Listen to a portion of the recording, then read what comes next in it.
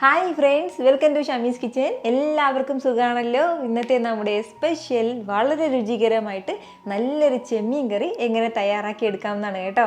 അപ്പോൾ ഈ വീഡിയോ ഇഷ്ടമായാൽ ഇതൊന്ന് ലൈക്ക് ചെയ്യാനും കൂടെ തന്നെ സബ്സ്ക്രൈബ് ചെയ്യാനും ആ തൊട്ടടുത്ത് കാണുന്ന ബെല്ലൈക്കൻ്റെ ഓള് മറക്കാതെ കൂടെ ഒന്ന് പ്രസ് ചെയ്തേക്കണേ.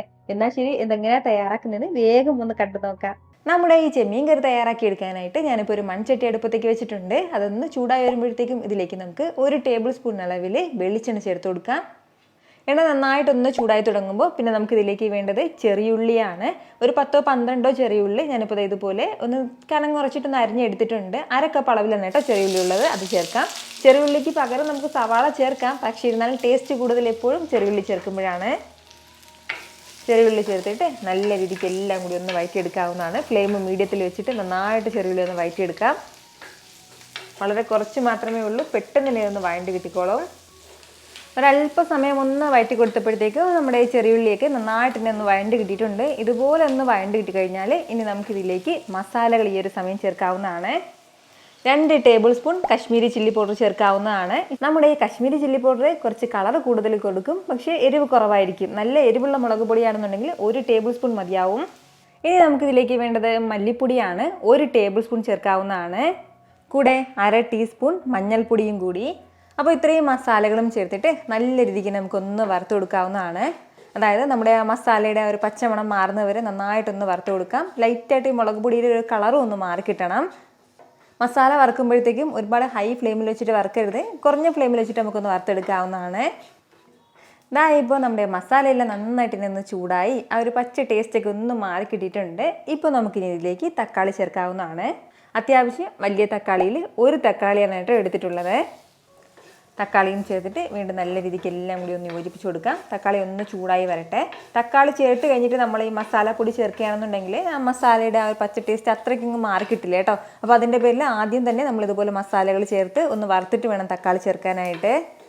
നമ്മുടെ തക്കാളിയും ചേർത്ത് നല്ല രീതിക്ക് ഒന്ന് വഴറ്റി കൊടുത്ത് തക്കാളിയെല്ലാം നന്നായിട്ടൊന്ന് ചൂടായി കഴിഞ്ഞാൽ പിന്നെ നമുക്ക് വേണ്ടത് ഫ്ലെയിം ഓഫ് ചെയ്തിട്ട് ഇതൊന്നൊരു പ്ലേറ്റിലേക്ക് മാറ്റാം. അത്യാവശ്യം നല്ല ചൂടല്ലേ, ഈ ചൂട് ചെറുതായിട്ടൊന്ന് മാറിയിട്ട് മിക്സിയുടെ ജാറിലേക്ക് അല്പം വെള്ളം കൂടി ചേർത്തിട്ട് നന്നായിട്ട് ഒന്ന് അരച്ചെടുക്കാവുന്നതാണ്. നമ്മുടെ മസാലക്കൂട്ടൊന്ന് അരച്ചെടുത്ത് കഴിഞ്ഞാൽ പിന്നെ നമുക്ക് വേണ്ടത്, ഇനി നമുക്ക് അതേ മൺചട്ടിയിലേക്ക് തന്നെ ഒരു 1.5 ടേബിൾ സ്പൂൺ വെളിച്ചെണ്ണ ചേർത്ത് കൊടുക്കാവുന്നതാണ്.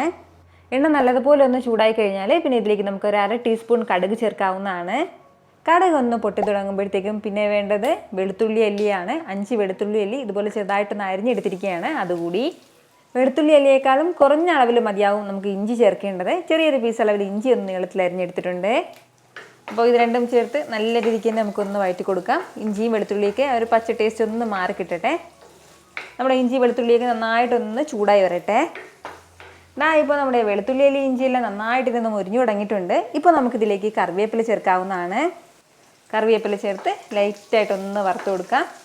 കറിവേപ്പിലേക്ക് ഇതുപോലെ ഒന്ന് ചൂടായി തുടങ്ങുന്ന സമയം പിന്നെ വേണ്ടത് നമ്മളിത് അരച്ച് മാറ്റി വെച്ചിരുന്ന നമ്മുടെ മസാലക്കൂട്ടാണ്. മിക്സിയുടെ ജാറിലേക്ക് ഒരു 1.5 കപ്പ് അളവിൽ വെള്ളം കൂടി ചേർത്തിട്ട് അതും കൂടി ചേർക്കാവുന്നതാണ്. കൂടെ പിന്നെ ഇനി നമുക്കിതിലേക്ക് വേണ്ടത് ഒരല്പം പുളിവെള്ളം കൂടിയാണ്. ഒരു 2-3 ടേബിൾ സ്പൂൺ അളവിൽ മതിയാവും.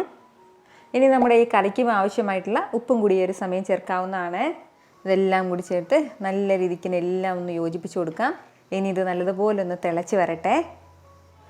ഇപ്പോൾ നമ്മുടെ ഈ ഗ്രേവി നല്ലതുപോലെ തന്നെ ഒന്ന് തിളച്ച് തുടങ്ങിയിട്ടുണ്ട്. അപ്പോൾ ഇതുപോലെ ഒന്ന് തിളച്ച് തുടങ്ങുമ്പോഴത്തേക്കും ഇനി നമുക്കിതിലേക്ക് ചെമ്മീൻ ചേർക്കാവുന്നതാണ്.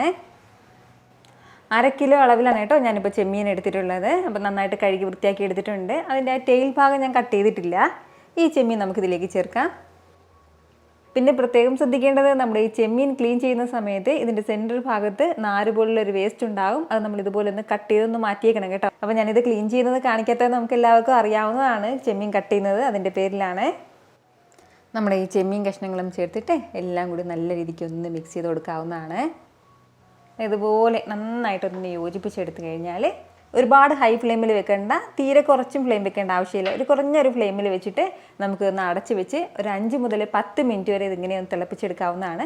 അത്രയും സമയം കൊണ്ട് നല്ല പെർഫെക്റ്റ് ആയിട്ട് നമ്മുടെ ചെമ്മീനും ഗ്രേവിയും ഒക്കെ റെഡി ആയിട്ടുണ്ടാവും. ഇടയ്ക്കിടയ്ക്ക് ഒന്ന് ഇളക്കി കൊടുക്കാൻ വേണ്ടി പ്രത്യേകം ഒന്ന് ശ്രദ്ധിച്ചേക്കണം. ഇതിപ്പോൾ ഇങ്ങനെ ഒന്ന് തിളയ്ക്കാൻ തുടങ്ങിയിട്ട് ഏകദേശം ഒരു 7-8 മിനിറ്റോളം ആയിട്ടുണ്ട്. അത്രയും സമയം കൊണ്ട് തന്നെ നമ്മുടെ ഗ്രേവി എല്ലാം നല്ല രീതിക്ക് ഒന്ന് വറ്റി നന്നായിട്ട് തന്നെ ചെമ്മീനെല്ലാം ഒന്ന് വെന്തിട്ടുണ്ട്. ഇനി ലാസ്റ്റിൽ നമുക്ക് ഇതിലേക്ക് ഒരു അല്പം കറിവേപ്പില ചേർക്കാം. കൂടെ ഒരല്പം മാത്രം 1-2 ടീസ്പൂൺ അളവിൽ മാത്രം പച്ച വെളിച്ചെണ്ണയും കൂടി.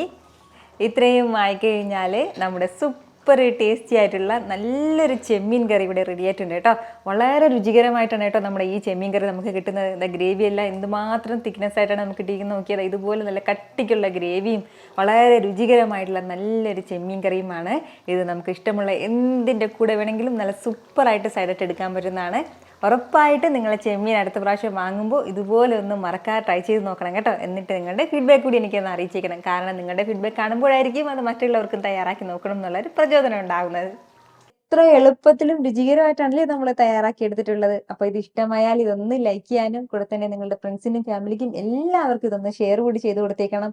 ഇതുപോലുള്ള റെസിപ്പിക്ക് വേണ്ടിയിട്ട് നമ്മുടെ ഷാമീസ് കിച്ചൻ ചാനൽ ഫോളോ ചെയ്യാനും സബ്സ്ക്രൈബ് ചെയ്യാനൊന്നും ആരും മറക്കരുത്. വീണ്ടും നല്ലൊരു ഷാർ വീഡിയോ ആയിട്ട് നാളെ കാണാം. അതുവരേക്കും എല്ലാവരും ഹാപ്പി ആയിട്ടിരിക്കുക, സന്തോഷമായിട്ടിരിക്കുക, എല്ലാവരും സേഫ് ആയിട്ടിരിക്കണം. Take care friends. ടാറ്റാ.